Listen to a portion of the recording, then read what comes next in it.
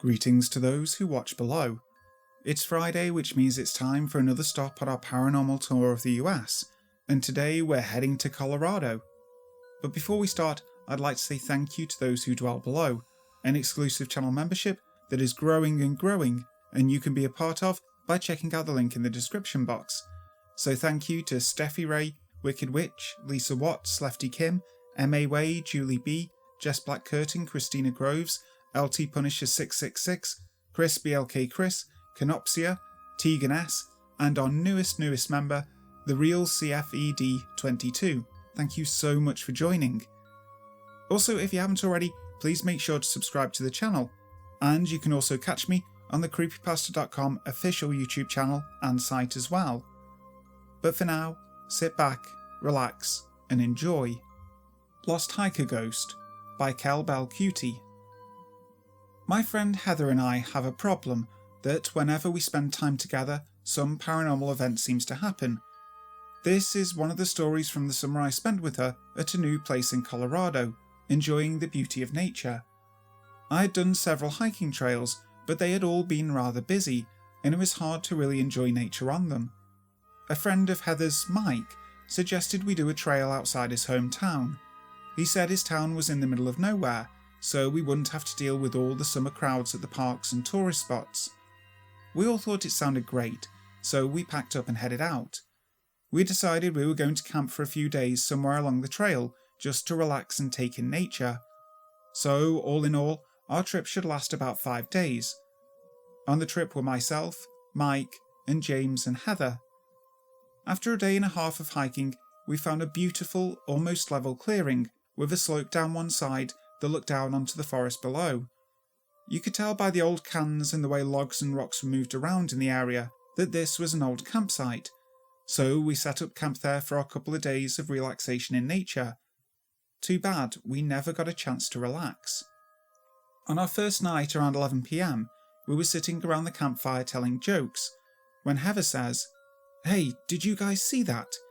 and points down the slope at the tree line. We all turn and look, but there was nothing there. I wasn't even sure what we were looking for. Heather said she just saw a light, and sure enough about that time, a light like one from a flashlight starts shining through the trees, but it's moving rather quickly and is jumping up and down like someone is running with it in their hand. James jumps up and yells, "Hello, is someone there?" down at it, and the light immediately went off. Heather and I decided it would be smart to sleep in the boys' tent that night. The next morning, James and Mike went down the slope to see if there was another camp down there.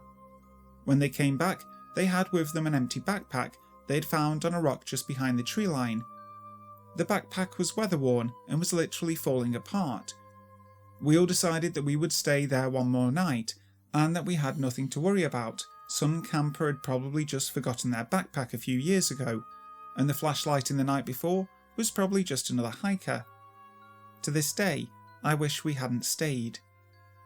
We were all having trouble sleeping, so we stayed out by the campfire really late into the night, just talking and laughing, when Heather suddenly said, "Everyone be quiet, do you hear that?" So we all went quiet, but none of us was able to hear anything.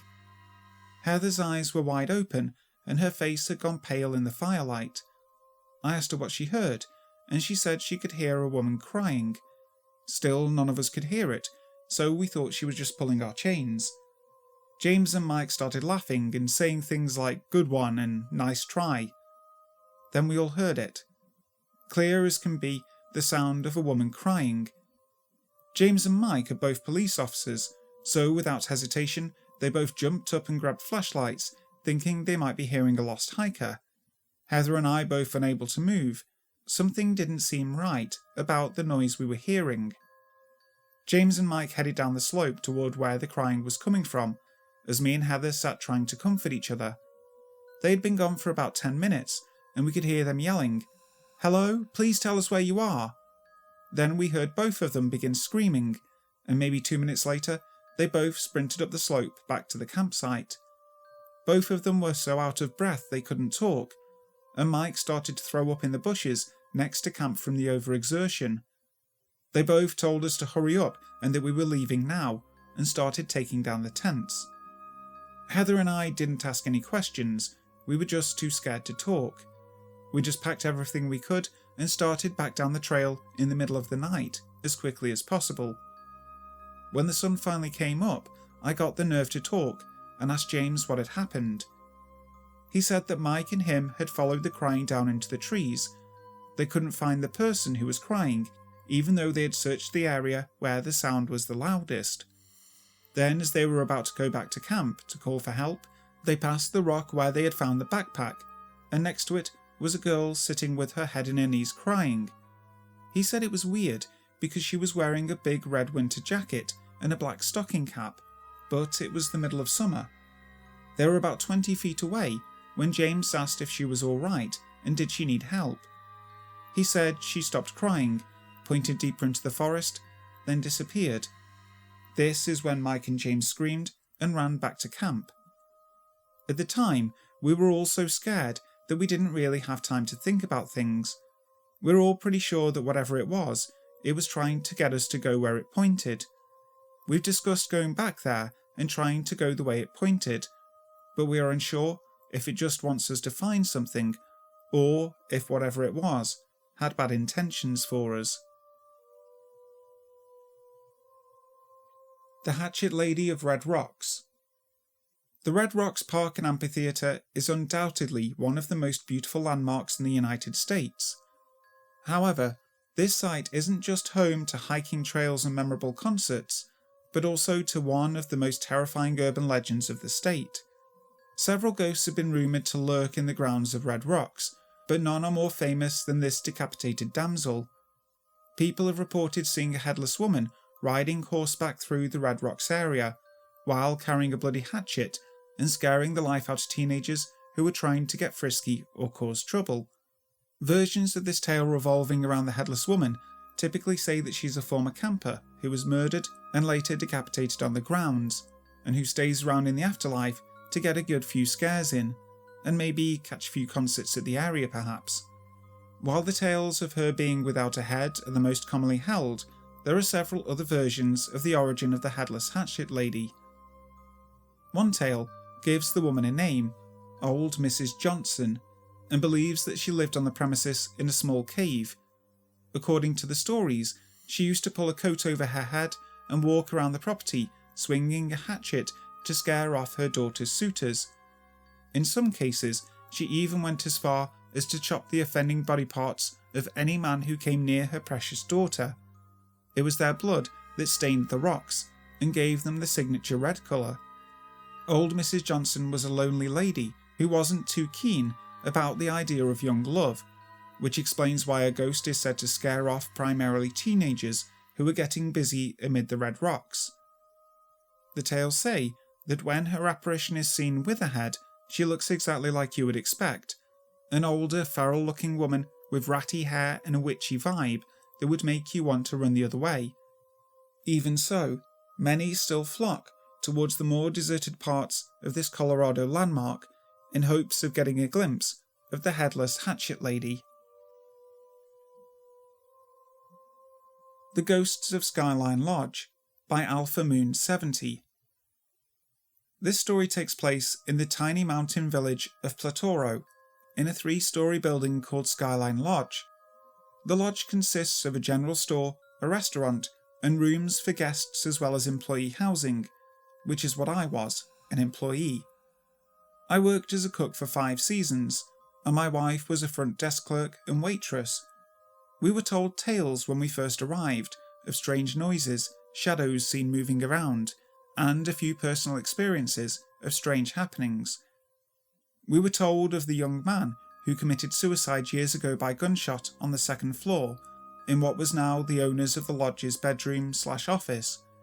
We were told about the older gentleman who had a heart attack and passed away in the lobby, and of little Eva, the teenage girl who worked as a prostitute during the mining boom, and was shot and killed by the wife of a miner while standing on the porch of a building that still stood in the area.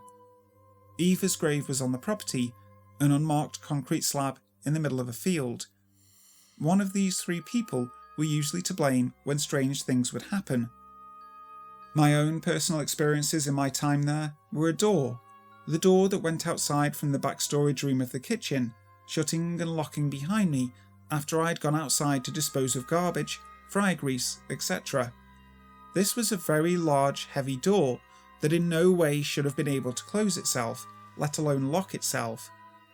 Also, in the same room, and on more than one occasion, after hearing a loud noise, I would walk in to find bowls, plates and cans all lying on the floor. This is also the area where many employees reported seeing shadows out of the corner of their eye, only to turn around and see no one there. Another hotspot was an employee bedroom on the second floor. Many people while staying in this room reported having nightmares and feelings of being watched. A young couple was in this room one night playing cards, and all of a sudden the young man's pistol, which was lying on a bedside table, went off, the bullet going into a wall. Once while I was on the second floor in my bedroom, standing looking out the window with the door open, a small roll of trash bags that had been lying on a table in the hallway outside my door came flying into the room, landing on the floor directly behind me, a distance of about 12 foot from where they had been. But the most memorable experience for me personally happened late one night while my wife and I were in bed.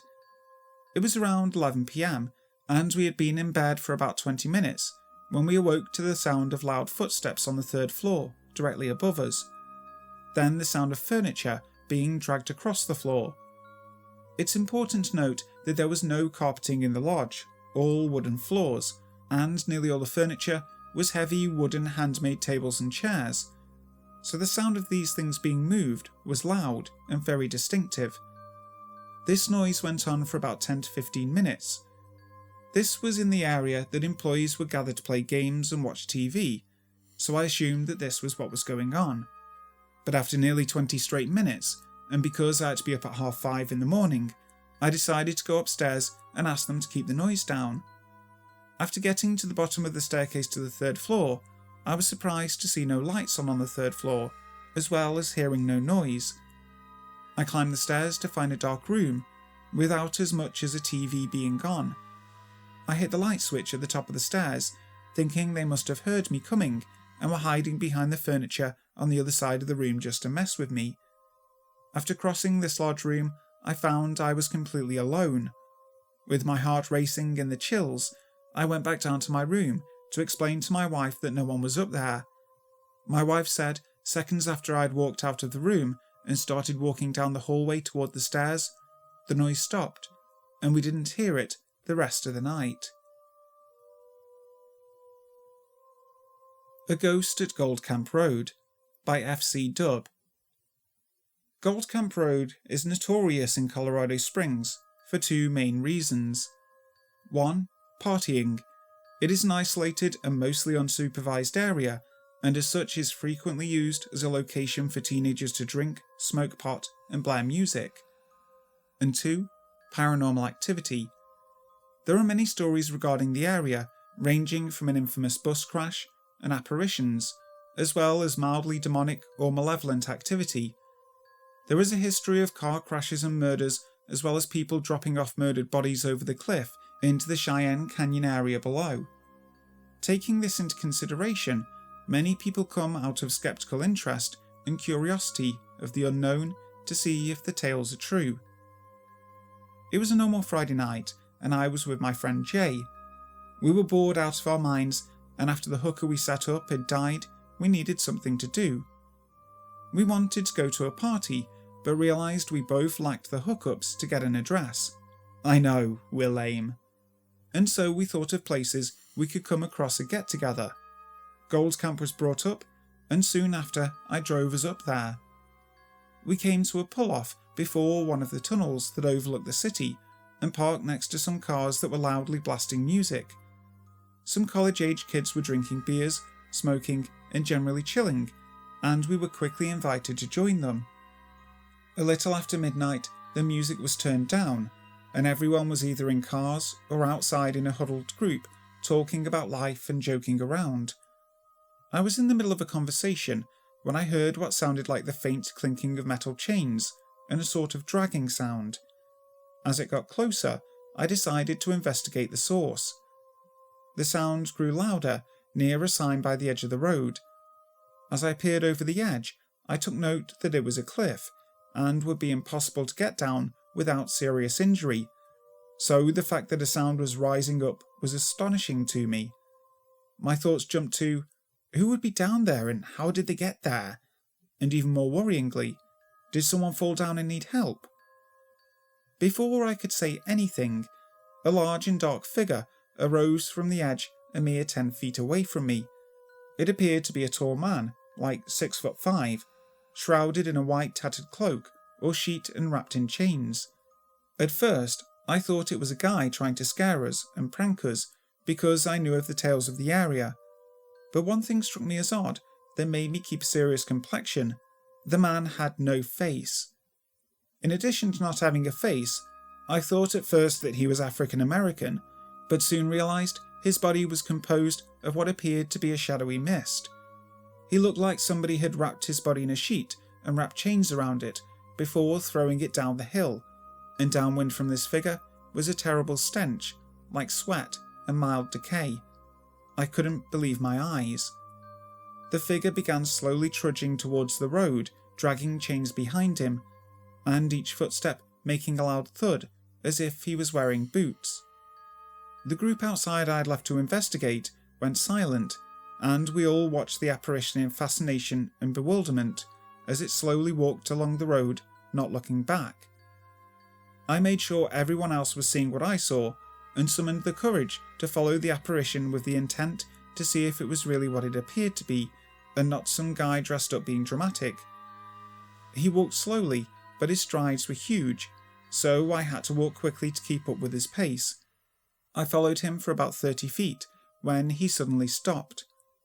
He slowly turned towards the edge of the road with the cliff, but there were bushes and trees at this stretch of the road for about 10 feet before the edge. I loudly said hello, trying to communicate with this strange man, and he took 2 steps into the bushes and disappeared into thin air in a cloud of mist. Just like that, gone. I walked back and told the others what I had seen, and they could hardly believe it. We talked for another half hour about what we had just seen before parting ways. All in all, it was an interesting night, and despite the others' sobriety rendering them less credible, I was completely sober since I was driving, and saw it as clear as day. I have yet to witness another apparition as clear and real as the one I saw that night, but it definitely got me further interested in the paranormal, and I will always remember the man with the chains. Hi guys, thank you so much for listening to today's video. I really hope you enjoyed it. If you did, make sure to leave a like, and if you haven't already, please subscribe to the channel, hitting that notification bell so that you never miss a video. So, until next time, sleep tight.